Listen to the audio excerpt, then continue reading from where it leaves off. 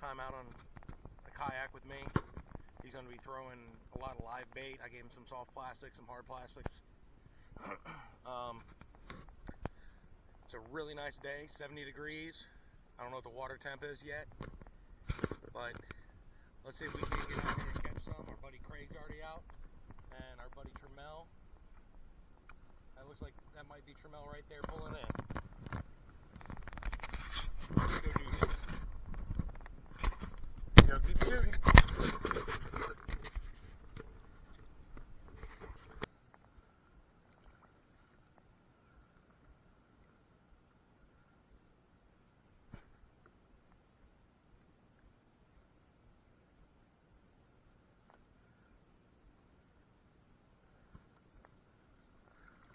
See, not bad.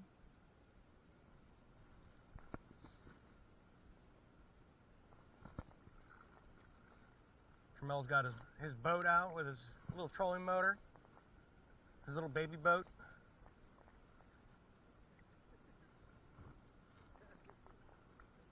Your baby boat. Yeah. Okay, guys, we've been out here for a couple hours. Our buddy Craig had to leave. Trammell had to leave. But Craig said that the fish were biting in the back on the right-hand side by these last two coves back here. Jared's already paddled back there. I'm going to go back and join him. Craig said they were hitting on square bills. I've got a Yamamoto Cowboy weightless tied on. I've got a swim bait tied on. And I have a white chatterbait with a green pumpkin fluke trailer tied on. We'll see if we can get these things to bite on something other than a square bill. I've got square bills, I just don't really want to tie another one on yet. If I get back here and they're not hitting on these, I may throw a square bill on, try throwing that, see if I can't catch one. Craig said the first one he caught was about 3 pounds. He dropped his phone somewhere. He thinks he dropped it in the 30-foot area up near the front, but he had to leave, and Trammell had to go take care of some business. So it's just Jared and I. There's 2 people out here kayaking. I have no clue who they are. So they appear to be new to kayaking. They're not fishing, they're just paddling. I'll keep you updated. Alright guys, so quick update on, and piece of advice on why you should always check your line, change your line, restring. I'm anchored right now, probably 4 or 5 feet of water, not deep, but I just cast my lure out, and I heard a pop, and I looked, and sure enough, lost my friggin' jig. So I'm gonna pull the anchor up, paddle over to about where the lure landed, and see if I can't find that thing. Because that was the white chatterbait with the green fluke on it, and I really like that bait. So Jared said he had one hit. He's a one-hit wonder. But yeah, let's see if we can't get this anchor pulled in and go find that lure.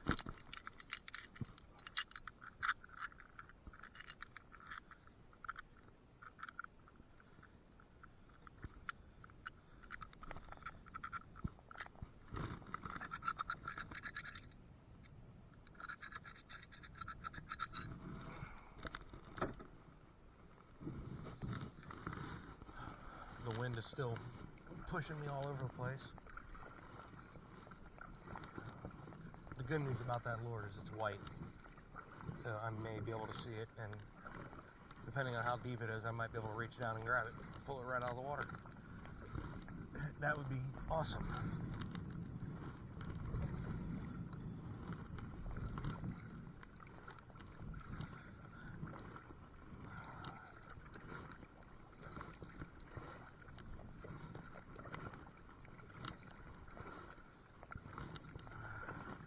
It should be right over here somewhere. I want to say it's probably underneath this tree. That's where I was casting to. Oh, look, there's my line. I can just grab my line and pull it. I think this is probably 10-pound braid. Really small. This is what came on the rod when I acquired it from a fishing buddy of mine. Tree, back up. And there it is. So, catastrophe averted. Now, I'm going to do the right thing here. I'm not going to throw this into the water. I'm not going to throw it onto the shore. I'm going to take this, ball it up in my hand, and put this in the back of the kayak until we get back to the shore, back to the boat launch, and I can dispose of it properly. Alright, so the good news is I got my bait back, but I still have to restring when I get home.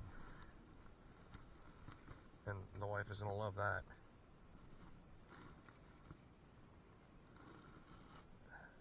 But I've got plenty of line at the house. I just don't have any more braid. I've got some fluoro, got some mono. Maybe I'll put some mono on this. We'll see when we get home. But catastrophe averted. I'm trying to throw at these trees right on the bank and then retrieve it back towards me.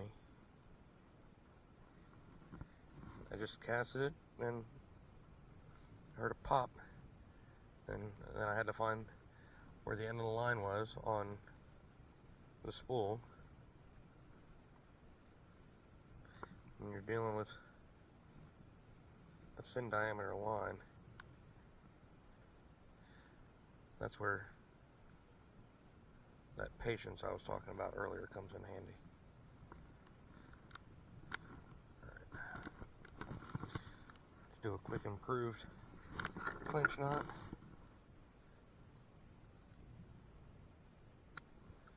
Get rid of the tag.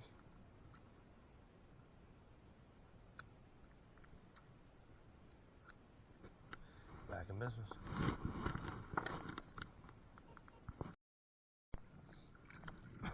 Alright, so we're paddling back. We're going to cove jump on the way back. Hit some of these coves up, hit some of the shorelines on the opposite side from when we came in. You can see over here, that's where we came, that's the side we hit on the way in. So the big issue is the wind still has not stopped blowing. It's making paddling very difficult. It's making anchoring and sitting in a position difficult. But we're going to keep trying. Hopefully one of us at least catches something we don't skunk today. I'm at the point right now where I'd be happy with a crappie, or a half-pound bass. At this point, anything is better than what I've got so far. I've switched up from a Texas rigged worm to a orange with chartreuse tail lizard. there's a herring right over here on the beach that just caught a fish. So the herrings know. The birds always know where the fish are. It's us stupid humans that don't. The thing I'm going to do is I'm going to paddle just past that tree right there, anchor, and start casting towards the shore. Because underneath this tree right here, looks like it might be a really nice little bed. And if I anchor out, I should be able to cast right at it, or just underneath it. Here comes the wind again, which means I have to paddle harder. I have no idea how the audio is going to be on this because of the wind. Let's see.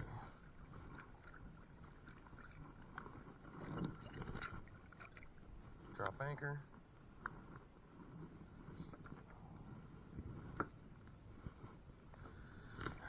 Let's see if we can bring something to the boat.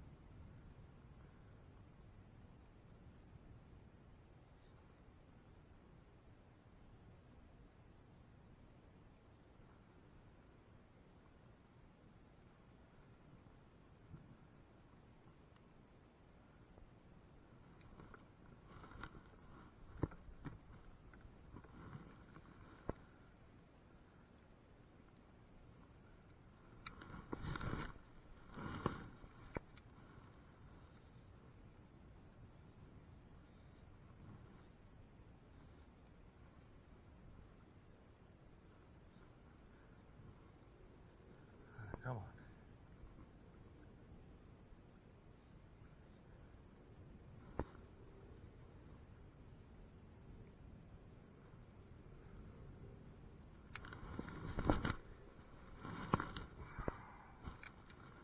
Sounded like that hit a log.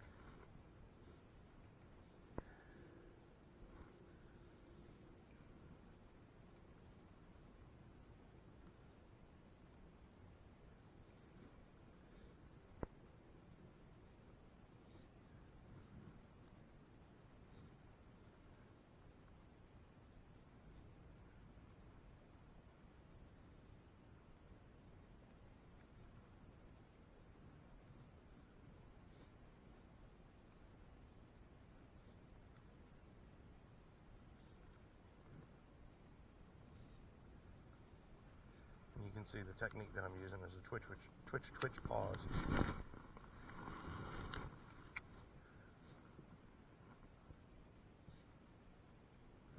Give it a couple twitches, pause it, and I'm taking in the slack as I'm bringing my rod tip back down. Now I've only got about an 1/8 ounce sinker on this, but shouldn't need much.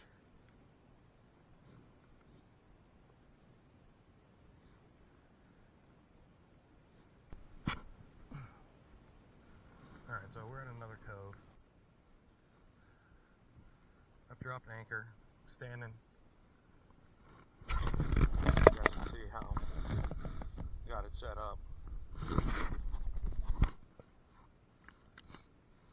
It's pretty stable. Like I said, I've never fallen, never gotten wet. Knock on wood. That doesn't happen today because the water's still kind of chilly. So what I'm doing is I'm casting to the shoreline here with that lizard, and I've got a 25-foot line, roughly 25-foot line attached to my anchor. I'm letting the current just push me around. The anchor's just there so I don't go all the way back to the back of the res again. When it's warmer out and the leaves are in bloom, this tree here is always covered, and I've caught fish on that tree before. I doubt there's anything there now. I'm just trying to get as close to the shore as I can, drag back, hope for some sort of strike. I know that there's brim in here, there's white bass, largemouth, catfish, chain pickerel. I'll take anything at this point. Jared's back in the back looking for anything as well. Neither of us want to get skunked today. That's what it all boils down to, is avoid the skunk.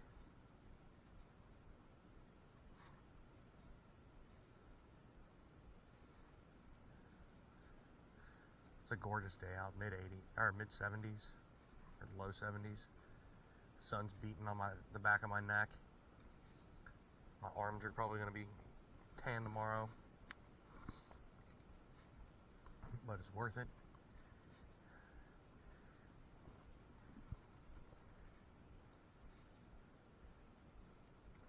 Be a lot more worth it if I could catch something, get a fish. I haven't caught a fish this year, so it'll be my first fish of 2019.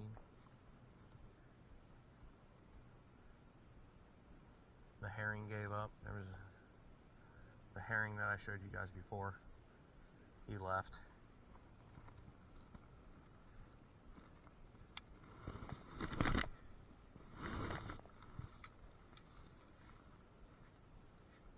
Current shifted. It's pushing me farther away from the shore, pulling me back towards where my anchor's set.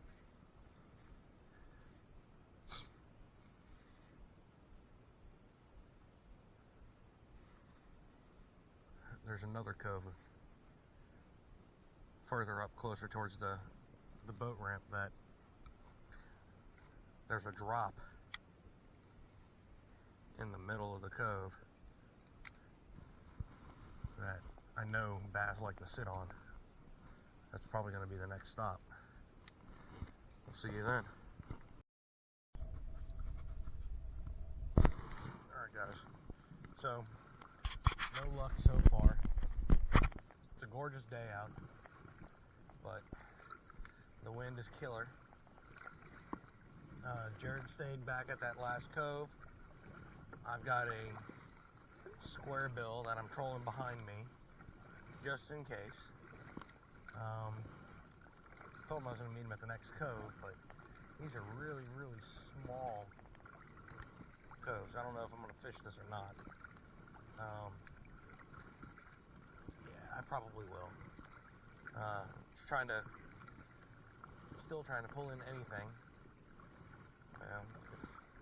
It doesn't matter to me at this point what I get. If I get something, I'll be happy. So, let me tell you a little about myself. Fishing is not how I make my living, like most people on YouTube. Well, a lot of people on YouTube. This is not my sole source of income. I thought it would be fun to show people what the Carolinas have to offer, especially the Triangle area. There's a lot of ponds, there's a lot of lakes. This reservoir is a really good size. I'm not just going to be out on my kayak every time I record.